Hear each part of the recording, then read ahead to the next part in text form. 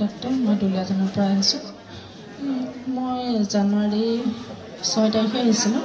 কিন্তু সেইদিনাখন মানে আমাৰ অহা দেৰি হ'ল 2টামান বাজিলে মানে কাকো লগ নাপালোঁ নাপাই কাউণ্টাৰৰ পৰা মানে তেল এনেকৈ কিতাপ তেল পানী লৈ গ'লোঁ লৈ যোৱাৰ পিছত মানে মেন্সৰ প্ৰব্লেমটো আছিলে এতিয়া মেন্সৰ প্ৰব্লেমটো 2 মাহ নাই হোৱা তাৰপিছত ঘৰুৱা সমস্যা বহুত আছে মানে আমাৰ সেইখিনি কাৰণেও আহিছোঁ মানে গুৰুজনাৰ ওচৰলৈ সেইখিনি যাতে আমাক তোমাৰ সমস্যাটো কিমান দিন হৈ আছিল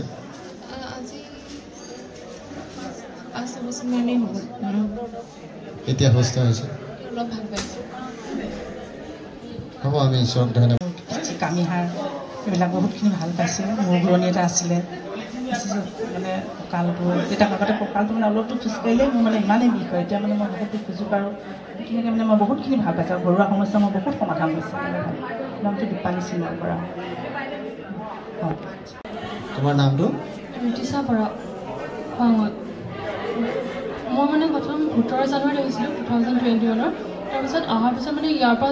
গ'লোঁ আৰু তাৰপিছত মায়ে মানে প্ৰাৰ্থনাবোৰ ঘৰত কৰি থাকে আৰু গাই থাকে সেই প্ৰাৰ্থনাবোৰ শুনিলে মানে মোৰ কিবা খং উঠা নালাগে মায়ে ইমান কেলৈ গাই থাকে এনেকৈ মানে যেতিয়া এনেকৈ মোৰ খং উঠা লাগে তাৰপিছত মানে এদিন মানে মোৰ বহুত জ্বৰ হ'ল তাৰপিছত দৰৱ খালোঁ দৰৱ খাই মই ভাল পোৱা নাই তাৰপিছত মানে বহুত বেছি জ্বৰ হৈ গ'ল তাৰপিছত মানে যেতিয়া মই ফোনত মানে যেতিয়া প্ৰাৰ্থনাখিনি মানে মই কাণৰ ওচৰত লগাই আছোঁ তেতিয়া মানে মোৰ জ্বৰটো নিজে নিজে ভাল হৈ গ'ল আৰু মানে মানে ইমানেই ভাল লাগিছে গাটো মই ক'ব নোৱাৰোঁ আৰু তেতিয়াৰ পৰা মানে মই সদায় মোৰ প্ৰাৰ্থনাখিনি শুনিব মন যায় মানে আগতে মোৰ কিবা শুনিবলৈ মন নাযায় মানে মায়ে বহুত জোৰ কৰি থাকে মানে শুনিবলৈ আৰু মানে মোৰ বহুত ডাঙৰ এটা প্ৰব্লেমৰ পৰা মই মানে উদ্ধাৰ পালোঁ আৰু ইয়াত আহিয়ে মই মোৰ মানে এইফালে মই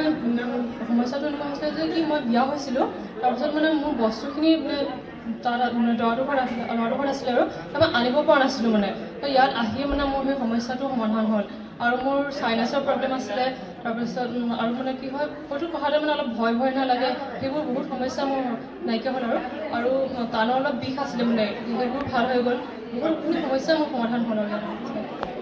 আৰু মই ইয়ালৈ 2000 টকা আগবঢ়াব বিচাৰিছোঁ